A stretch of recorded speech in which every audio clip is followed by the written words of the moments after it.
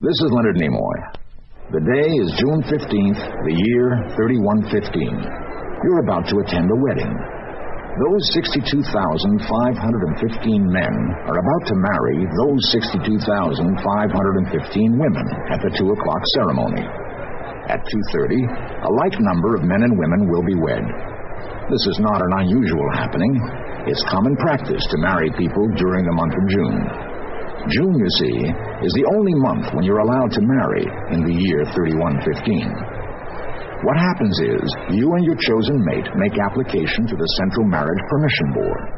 And once they get an okay from the computers who ration out living space, well, then, you and your chosen one show up at the Marriage Coliseum at the time assigned to your wedding. You're each given a short shift or tunic and a garland of artificial flowers to wear or carry. And you take your places in the Coliseum for this glorious event. May I have your attention? May I have your attention? We are gathered at this time to join these men and these women in holy matrimonies. It's a touching ceremony, as those things always are, were, and will be. If you'll focus your attention on that corner, near where an end zone might have been at a different time, you'll see the young man and the young woman who specifically are the principals of our story. What you're about to hear is a true tale of the future.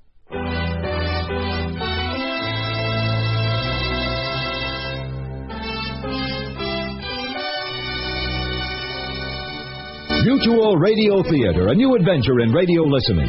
5 nights of exceptional entertainment every week. Brought to you in Elliott Lewis's production of the Mutual Radio Theater. Our story? Yes, sir, That's My Baby by Elliott Lewis. Our stars? Herb Vigran, Noel North, and Robert Towers.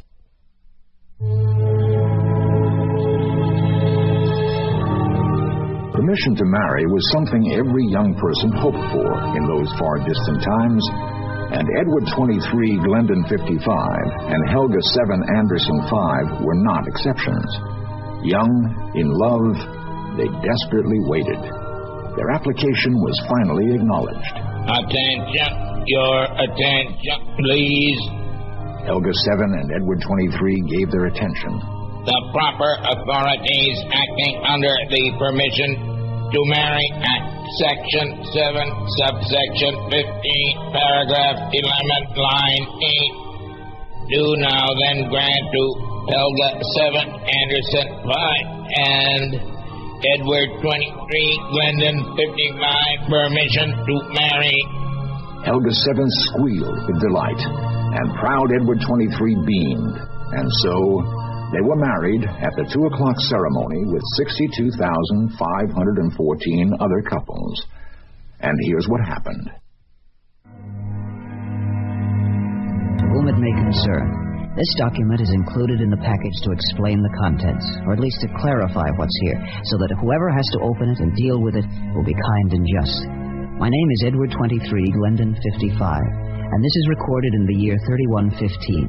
I am married to Helga 7, Anderson 5. On our wedding day, we went directly from the ceremony to the living tower to which we'd been assigned. We were delighted to find we were to live in rooms 11, for that suite contained 2 bedrooms. And since resources are strictly limited with space and atmosphere assigned, that could mean only one thing. We've been assigned a family living unit. That means they'll let us have a baby. Now, we mustn't jump to conclusions. We haven't received our card yet. Oh, it's probably waiting for us in our rooms. And I don't much care whether it's a blue card or a pink card. Do you? No. Just think. A little baby all our own. A little teeny baby. That's all we cared about, you see. Raising our own little family. And so we waited in our 3-room living quarters for our card. We sat in our womb chairs and stared at the message wall and waited for the word.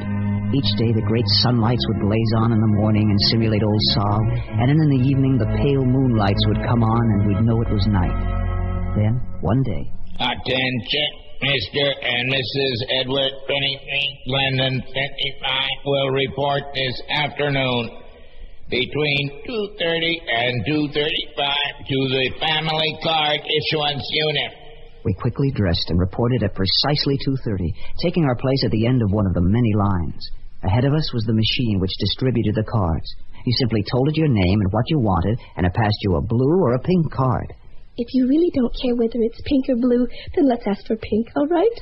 Before I could reply, the machine passed us our card. It was yellow. Oh, no! No. There. Oh, no! I led Helga from the room. The other young people who'd seen what had happened murmured their sympathy.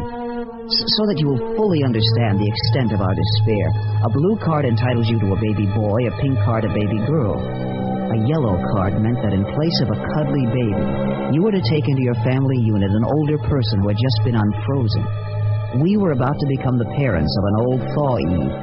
Well, there's a well-known rule of thumb that if you've got a problem, you go to the source. For example, if your face itches, you scratch it, or more to the point, if you want a little baby and you're ordered to accept a thawed-out person, find out who gave that order and go to him, which my wife and I did. His name was Mr. Lawrence, 33. Good day. Your card, please. Why can't I have a little baby? Please.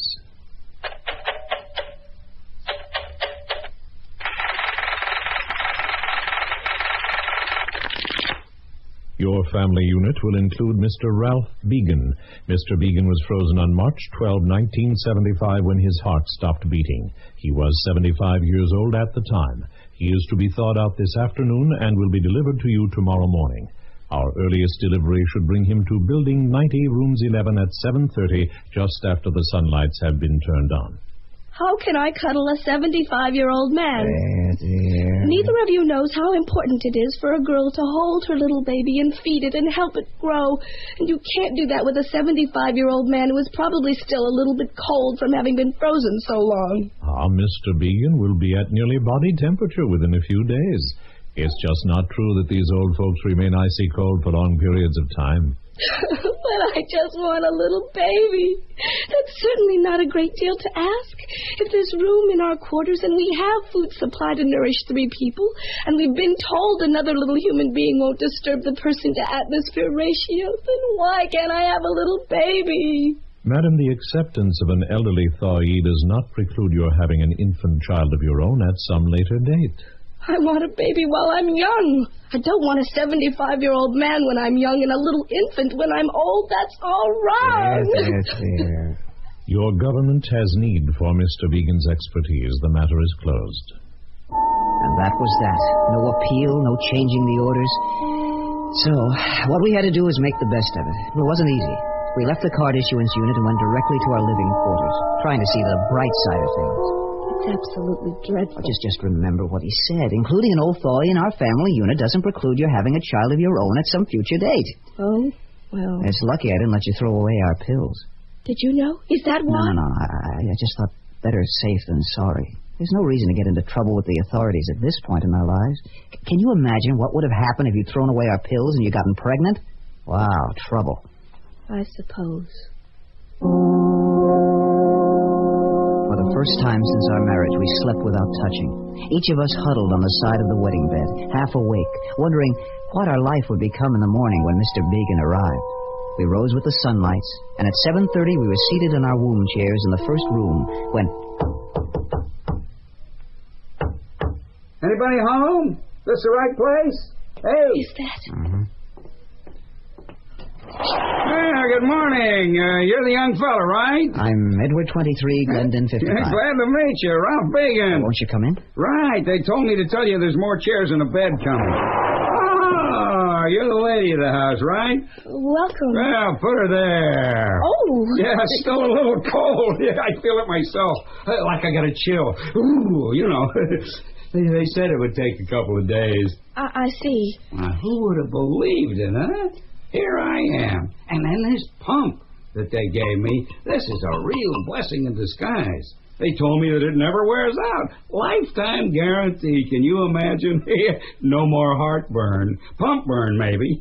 Just think. I am going to be with you from now on out.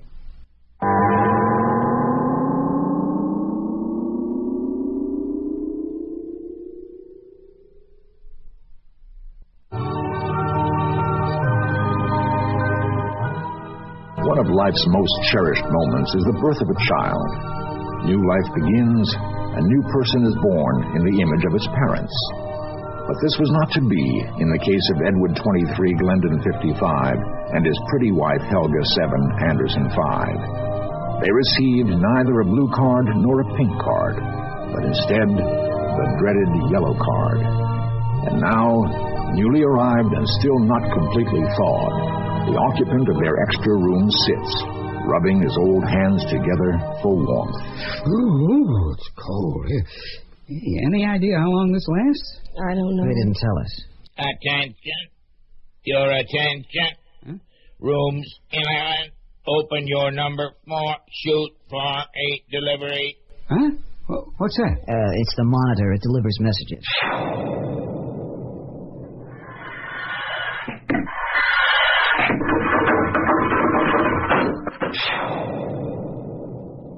Your bed and womb chair and a second chair for in here. Imagine that. Fantastic. We didn't have any furniture for you because we were expecting a permission to bear a child card, and, well, we wouldn't have needed anything for 9 months. Naturally, of course. We thought we were going to be allowed to have a little baby. Newlyweds, correct? Yes. Of course, and you're going to have a baby. Oh, that's great. That's marvelous. Except we can't. No, not for a while. Later, perhaps. Oh, well, don't worry about it. Listen, even in my day, and once in a while there'd be problems, but they worked it out. You see your doctor, he does tests, etc., prescribes and so forth, and then before you know it, you're pregnant. Just don't worry about it, if you don't mind my giving advice of a personal nature. We can't because they gave us a yellow card instead. Not a pink or a blue card. A yellow card. You! I'm a yellow card? You mean a yellow card is like me, unfrozen, instead of a baby? That is sort of it, yes. Well, how come? I mean, what kind of a world is this where you get me instead of a baby? Listen, maybe I better get another room. I wouldn't want to be in your way. Even when I was alive before, I didn't stay with my kids. Emily and me, we had a place of our own with our own TV, our own radio, the works. On Sundays, maybe, we'd go see the grandchildren. I want you to understand I'm not the sort of a man who intrudes himself. We'll just take back this fakakta furniture. I assume the store will take it back in return for the stuff you'll need for the nursery. And I'll look for another place. Has the morning paper come yet? I'll look under the rentals, and I'll pick out something where I'll be comfortable and I won't get in your hair. That's your room, in there. No, you don't understand. I'm going to move. Where's the morning paper? How can you move? How can I move? What kind of a dumb question is that? By moving, I move. How does anyone move? You have to get a card which gives you permission to move, tells you where you must go. Applications for the card are available at the Living Assignments building, but of course there's no valid reason for moving. They won't let you move. No one moves unless they need more space. You don't need more space, so since you've already been assigned a room, permission to move wouldn't be granted. I advise you not even to make an application. You'd end up in an undersea camp, and you'd turn orange, and no one would speak to you. I want to tell you something. I don't know what the hell you're talking about. It's too hard to explain. But as best I could, I told him what the world was like in the year 3115. I described the sunlights and the moonlights. I told him how we get from here to there and what we ate and what we did each day and so on. It was really a very surface sort of briefing, and I cut it short because I noticed his eyes were beginning to glaze. As you've seen, Ralph Began is very, very thin and getting withered, and when his look grew blank, I stopped. That began a period of waiting. Each morning, Ralph Began would wait for a morning newspaper that never came, because such a thing didn't exist. Then, out of some old habit, he'd leave the living quarters saying, "See you this evening." When the sunlights had crossed from east to west, he'd return, astonished at the world he'd seen outside. No traffic! He'd yell. There's no cars and no streets, so there's no traffic. One evening, he said, "How many people live around here? It's like ants down there. There must be 1 billion people standing around." He'd ventured into the square during friendship hour, when everyone who can meets to reassure themselves they're not alone. Then another day... Hey, listen, while we're waiting for that call, why don't we take a little trip? Travel, you know. You could show me what everything looks like. Travel is prohibited. What? Travel is prohibited? Why? If everyone traveled, those going from here to there would run into those going from there to here. There's no room for them to pass one another, so travel is prohibited. He shook his head in disbelief. Then after moping around for a few days, one morning before the sunlights moved, he said, Okay, I've been thinking, and here's what. No calls today, right? Just like every other day, huh? No calls. None. There never are. I was unfrozen because they needed me, correct? Yes. Okay, then. How come there are no calls? They'll call you when you want it. Who will? They will. Who's they? The people who want you. Now, who are the people that want me? Those who decided to thaw you out. I understand that. Who wanted me thawed out? The people who needed you. Who are they is what I'm trying to find out. How would I know? We've never had this happen to us before. All right. Let's try it this way. Where did you get the yellow card? At the card issuing machine. At the card issuing machine, right.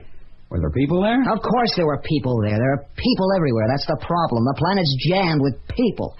That's why you were assigned to us, because there's no room anywhere for one more person. There's no room on the land, or on what's left of the sea, or under the land, or under what's left of the sea, or above the land and the sea. There's nothing but people. Billions of trillions of people all over the place. Hey, that's very good how you got sore. You're a somebody. Yeah. Now here is what I'm trying to find out. When you got the yellow card, was there someone in authority there? The yellow card had instructions on it. It told us to go to the Family Unit Card Issuance Station's yellow card section. And you went there and what? What was there? Another machine? A man. A man. A real person. Contact. There's a real, honest-to-goodness man around. What's his name? Mr. Lawrence, 33. Well, now, there, you see? What? What you just told me about that man, Mr. Lawrence, 33, that might very well solve everything for all of us.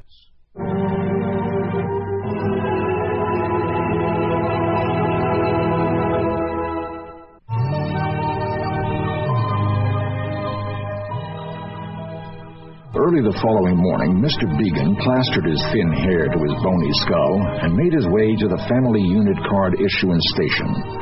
He worked his way through the throngs who filled the area until he reached the yellow card station. There he entered a room which seemed to be occupied only by a computer.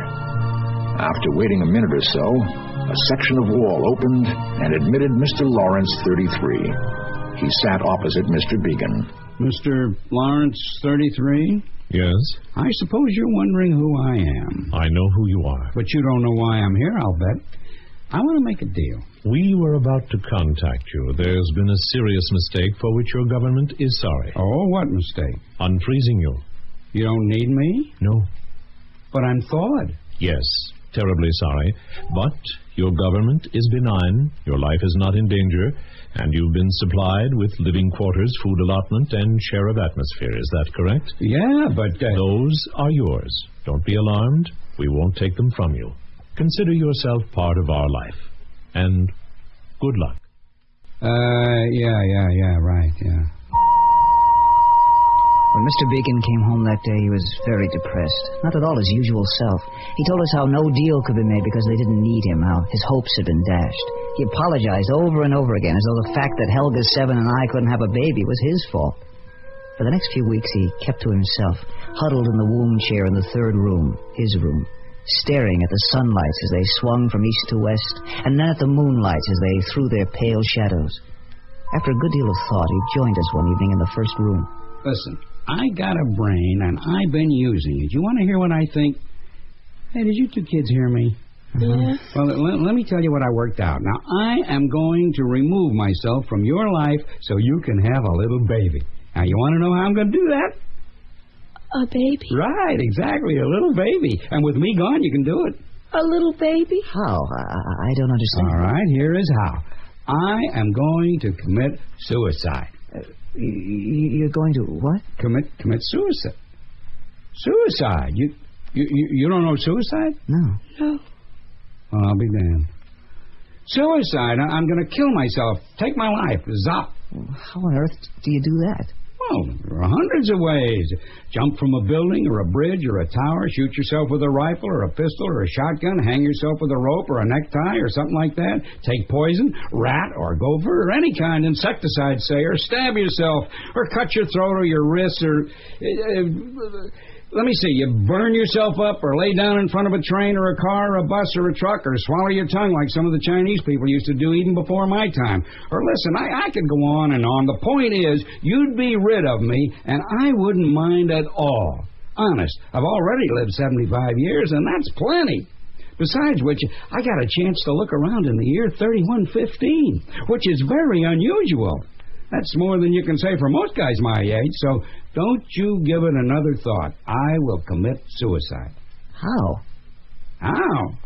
Weren't you listening to me? What'd you do, doze off or something? I just now gave you a dozen examples off the top of my head, and there must be a million more besides what I mentioned. I was listening. It's just that I don't understand how it's possible to kill yourself. If it were, there'd be a suicide every once in a while, and there isn't. That's right.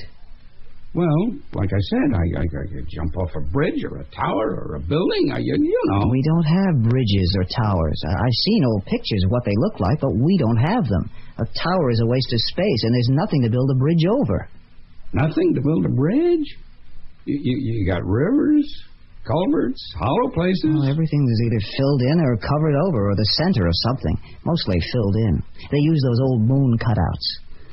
All right, then, I'll jump off a building, and I'll tell you how to do it. You go into a building, you see, and you either enter an apartment and open a window and jump out, or you go up on the roof and take off your jacket and tie and leave your wallet and a note, and as soon as there's a crowd gathered down in the street, you jump.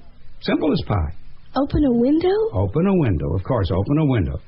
Didn't you ever hear of opening a window? Windows don't open. It would throw off the atmospheric pressure. It's very carefully balanced when you consider the trillions of people it supplies. Jump from the roof, then. Roof? Right, roof, the top of the building. There's no roof. How can there be no roof? What's on top of the building? Floor 879. Rooms like these. Look, Eddie, I am not stupid. I know that. What I'm asking is what's on top of the floor, what you said, 879? The plastic cover. Didn't I tell you? The planet's covered with plastic. Every building goes right up to it, so no space is wasted. The only way you can get outside the plastic is through a rocket takeoff or a landing chute. And then you'd be standing on the plastic, and there's nowhere to jump because the planet is encircled with plastic. There's no below, you see. It's all out or up. And all them other things, like I said, like poison and stabbing and hanging and et cetera? Yeah, nothing would work. Before they thawed you, they'd prepared a backup system. Yeah, spare parts, you mean? Yes, keep them in storage. Yeah, lungs, liver, kidneys, stomach, tongue, bones, eyes, ears, nose, throat, everything. Everything. Let me ask you a question. How do you die around here? Well, you get an application for death, and you fill it out, and then you file it with the authorities. If it's approved, they put you to sleep in your reserved space carton. Aha! That's it, then. Why didn't you tell me? I'll get an application for death. You're not old enough. Me? I'm not old enough. I'm 75 years old. What do you mean I'm not old enough? The minimum age is 163. You're really quite a young man. I am, huh? I would have to say that I am a miserable old nerd. That's what I'd have to say. There was nothing any of us could do. The fact that Mr. Beacon was willing to take his own life so Helga 7 and I could have a baby drew us close together, and we became a family unit of sorts.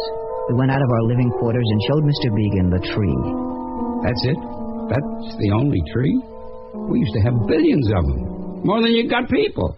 One Sunday, we managed to get into the automobile run where a carefully preserved 1990 Chevrolet Tudor is driven once around a track.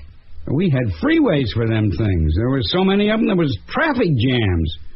And then, of course, there was the oil trouble, and then... imagine that. Only one car left. For a while, Mr. Beacon seemed to be in a trance. Events had been too much for him. He looked numb and walked aimlessly around the rooms of our living quarters. And I must admit, he became more than an annoyance. He was a burden. I don't want him here anymore. He reminds me all day long that I haven't got a little baby and that I'm not going to ever have a little baby. Yes, you are. How? Can you tell me that? How am I ever going to have a baby? We're going to get rid of that old man, that's how. Get rid of him? Exactly. We're going to kill Ralph Beacon.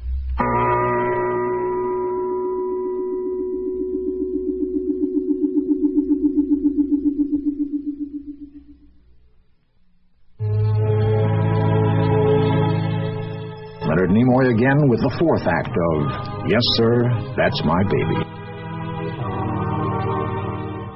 There were times when I thought it was wrong even to be planning this terrible act.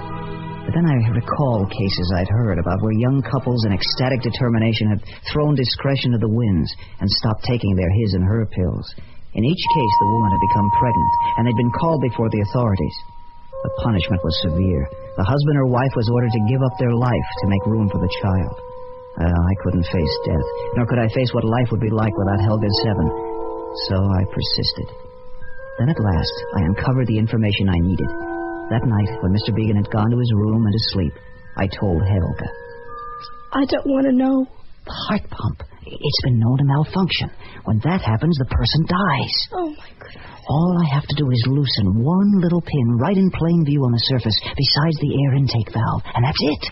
It'll malfunction, and no one will ever know the difference. They'll give him a new pump. If the malfunction occurs just after he falls asleep, we won't know he's dead until morning. And by then, too much time will have gone by. Too much damage will have been done to save him. It'll be too late. The alarm bell. Didn't he say there was an alarm bell? I'll disconnect it. They've had malfunctions with the alarm bells, too. Why do you suppose they give you a lifetime guarantee if both the pump and the alarm can break? The lifetime guarantee isn't for the person, it's for the piece of equipment. You're covered for the life of the equipment. When are you going to... No, don't tell me. I waited until she was asleep, and then slipped out of the bed and walked towards Mr. Began's room. I had a moment of panic when I realized he might be sleeping on his stomach where I couldn't reach the heart pump. But he lay on his back, his nightshirt open at the neck, so that the pump elements I needed were convenient to my hands. I located the tiny pin and the alarm bell connection, and in 2 quick motions slid the pin loose and broke the alarm wire. The heart pump stopped. I couldn't look at him. I ran into the bedroom and lay down on the bed beside Helga 7, who was still asleep. No sound came from Mr. Began's room. When I opened my eyes again, it was morning. Helga 7 was already awake, sitting up in bed, watching the sunlights begin to glow. When she saw that I was awake, she leaned over and kissed me. It's all right. It's all right. I did it. Last night, after you'd fallen asleep. I knew you had, just looking at you. Well, I'll call the authorities through the message boy. They'll come and get him and take him away. Well, there's usually an informal hearing, I was told, and since we already have had the food, space, atmosphere ration in our name, they'll give us a pink or blue card, whichever we prefer. And we can have our baby. Yes, our baby.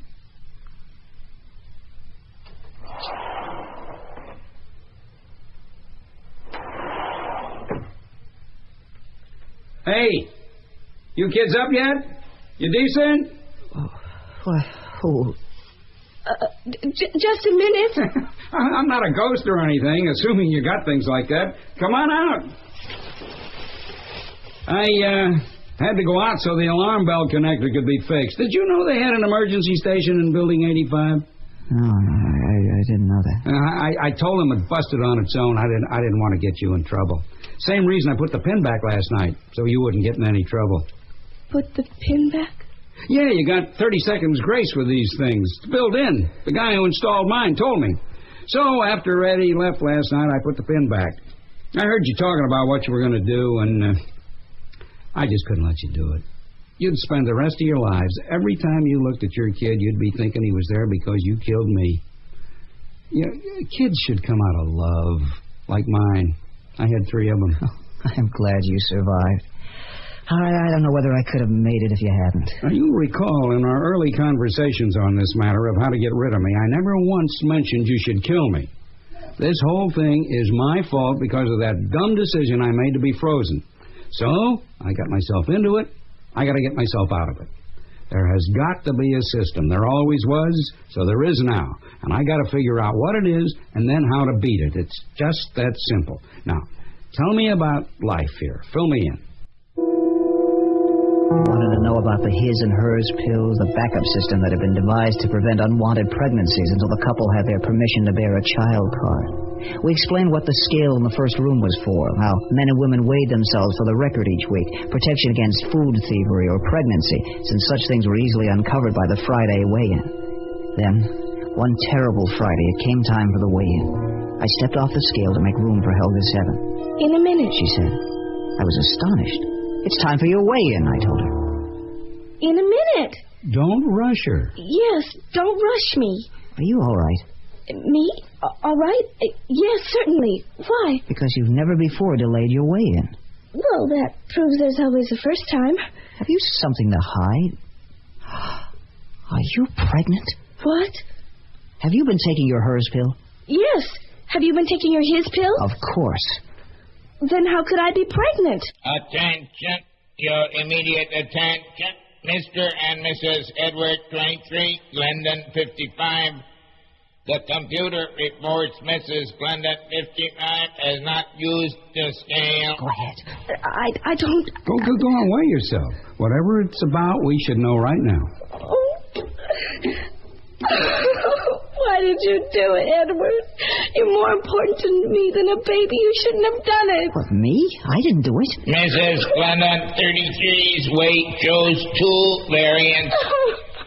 Mr. and Mrs. Edward, 23, Glendon, 55, will report to the Family Planning Unit Headquarters building for a hearing within the hour.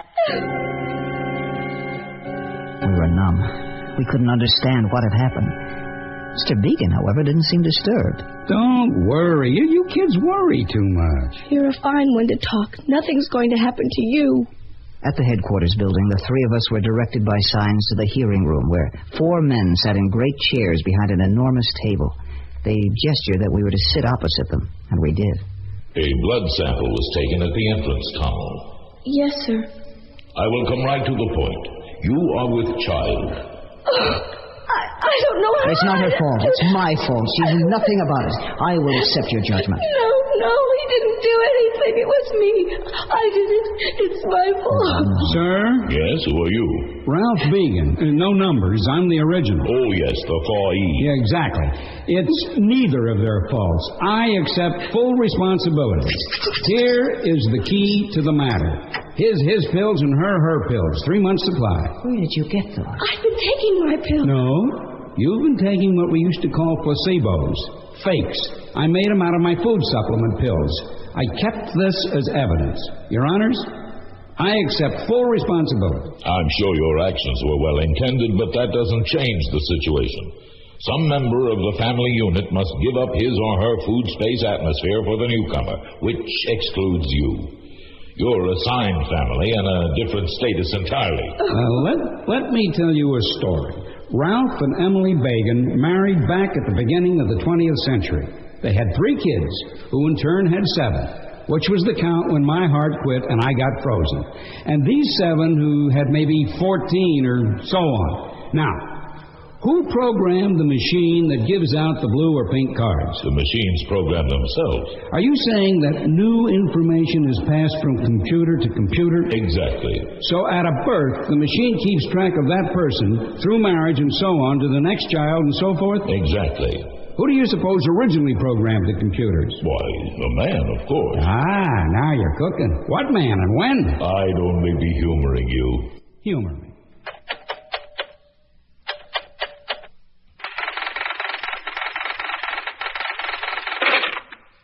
The computer was originally programmed in 2046. Has anybody since then asked the computer how come they assign yellow cards to certain families? No. That is to say, I'm not certain. Ask it. Humor me again. This is the last time, Mr. Began. We're at the end of our patience.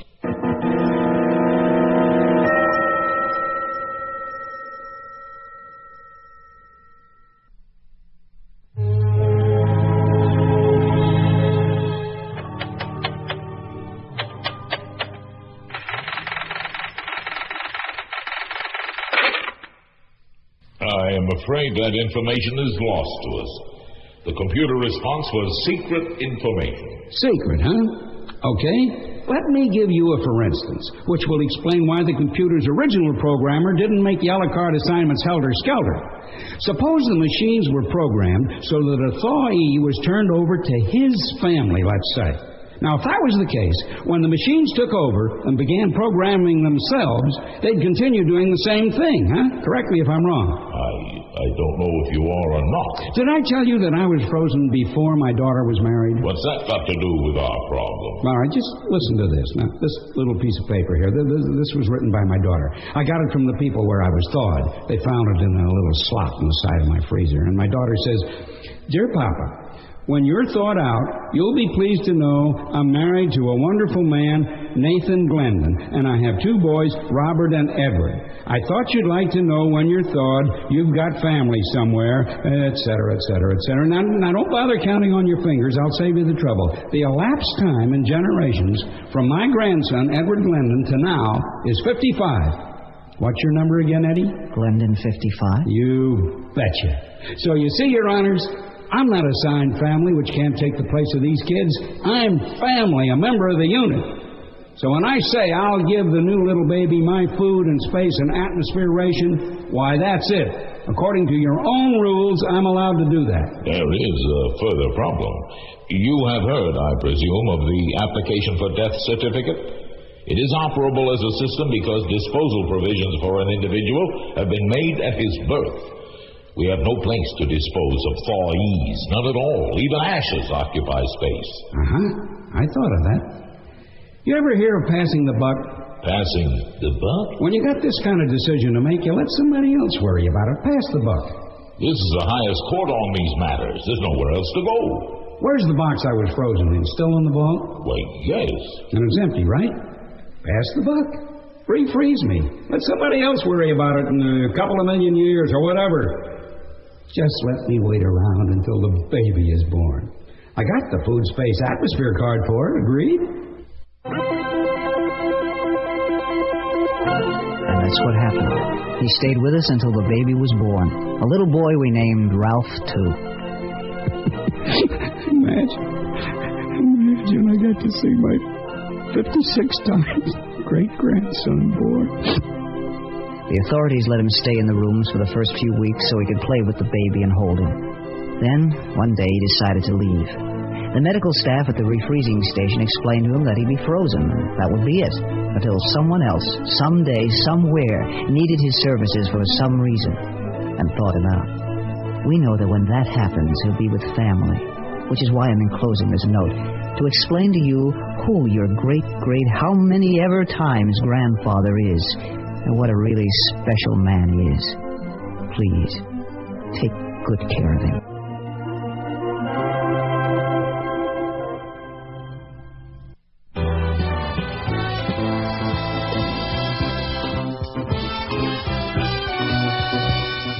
The Mutual Radio Theater is brought to you 5 nights a week at this time. Tonight's original radio play, Yes Sir, That's My Baby, was written, produced, and directed by Elliott Lewis. Your host was Leonard Nimoy. Our stars were Herb Vigran, Noel North, and Robert Towers. Featured in the cast were Michael Rye and Marvin Miller. The Mutual Radio Theater theme was composed by Nelson Riddle. John Harlan speaking.